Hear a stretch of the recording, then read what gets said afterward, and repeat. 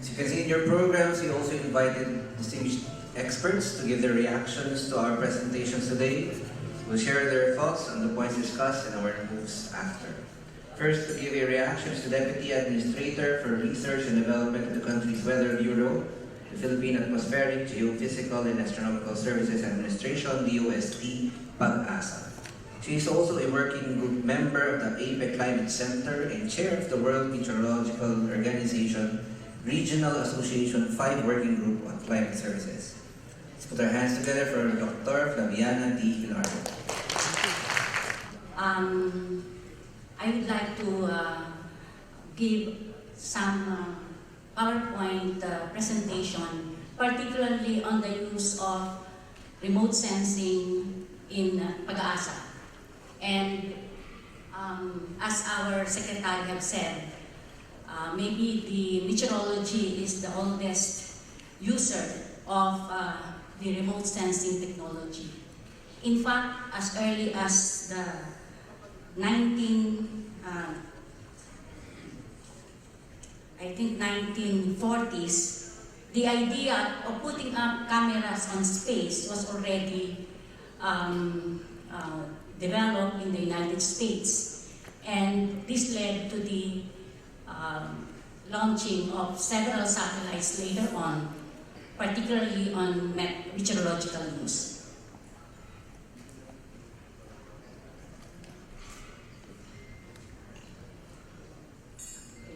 So basically, these are the sources of data of PAGASA.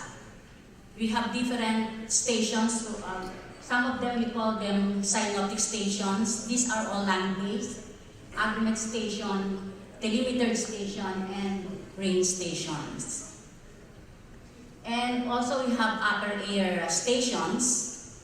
And as we have said, the geostationary meteorological satellite, and of course the very famous land-based weather radars. So why do we need satellite data? Okay, so satellite data is very invaluable source of information, especially for operational forecasters. It is being used as analytical tool, especially to data-sparse regions like the tropics where the Philippines is located. Direct aid to short period forecast, and also it is an input to the numerical prediction models defining initial conditions. So imagine if the typhoon is in the center of the Pacific Ocean, where can you get data? Except perhaps for satellites, and maybe if there are buoys in that area, we can get some weather data. And also, we are using this satellite imagery in monitoring model forecast. It also serves as valuable indicator of dynamic and physical process at work, providing the trained eye of our forecasters some useful clues in terms of atmospheric structure. So napaka-importante po talaga ng satellite image. So these are basically the use of satellite data, particularly in how we use it in PAGASA. Foremost, of course, is weather forecasting and monitoring, and tropical cyclone monitoring is also a very important application. Rainfall estimation, by the way, this is my PhD dissertation. Rainfall estimation using satellite images. That was in never mind. And I think we can also, although this is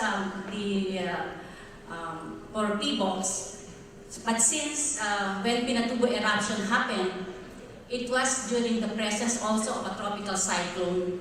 So we clearly see the ash that came from the eruption as the background, with the background of the tropical cyclone.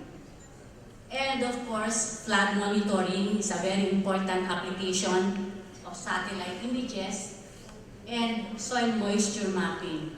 I think we can also use the satellite images in vegetation monitoring, which is also very useful in agriculture.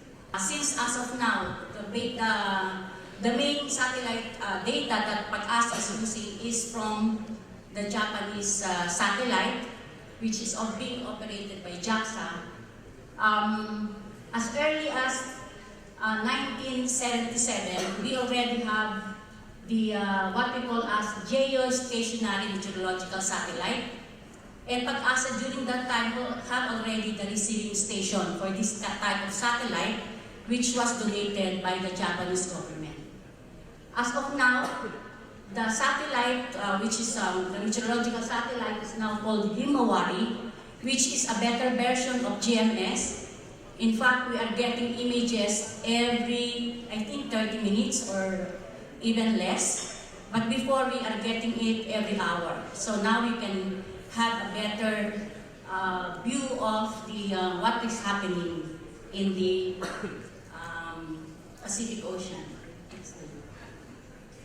Okay, so just an example of the satellite images.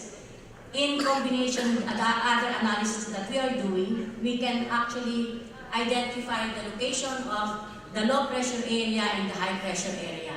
So if you see the white color there are actually clouds, and in the clouds, if there are clouds, particularly are circling clouds, then we have a low pressure area in that place. So this is just an example. Actually, I did not update the images. This is quite old ones that we have been using, and that was taken from our receiving station in PAGASA. Next slide. Okay, so this is, I think during the Pinatubo eruption, unfortunately, the receiving station is not, our receiving station is not getting digital file. So this is not quite clear, but we can still see the ash, which is the dark gray in the image, superimposed with the tropical cyclone. Thanks. Okay, so you can clearly see the okay. So this image is quite an old one. I think Vera Santos can still recall, since this is one of the projects wherein PAGASA was involved, and this is a satellite from the European Space Agency.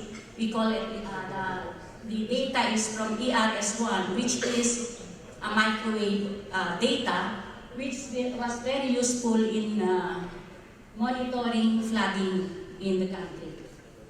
Next slide. Okay, so if these are some of the what we feel that can improve our disaster management, as have been discussed before by Dr. Maringit, disaster management and climate studies usually involve satellite data. Then one of the important studies that we can do, maybe together with the academy, is improve the rainfall estimation techniques from the satellite data.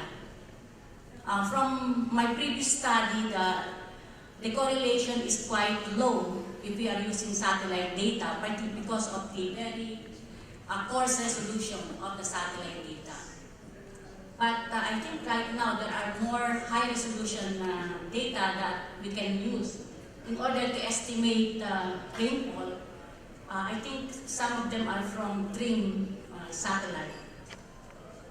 Okay, so these are my concluding remarks. So the use of space system meteorological satellites in particular has been found to be indispensable for cyclone monitoring and warning in the Philippines, considering that we are visited by 19 to 20 tropical cyclones.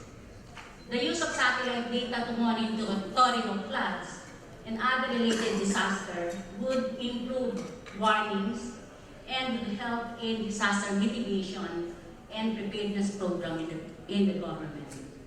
And lastly, I think it's not only PAGASA, but maybe the other agencies, even private and public, really welcome the creation of the Philippine Space Agency.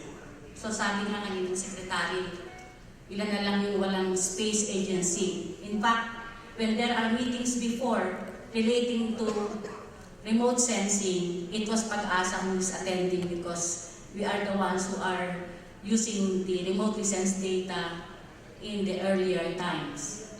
So we hope that maybe this year we will have the Philippine Space Agency. That's all, and good afternoon to everyone.